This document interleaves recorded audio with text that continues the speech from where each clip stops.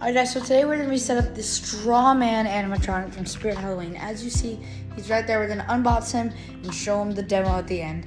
As you saw in the last video, we set up Dynamite, so we're going to set up all our new animatronics. So we'll see you when that happens.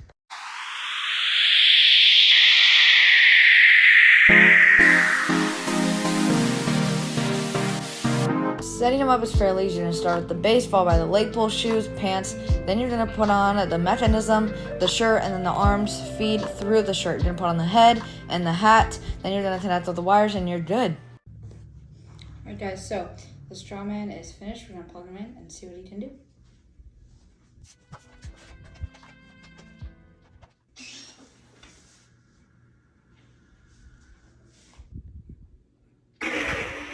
It's nights like this when the border between worlds grows thin.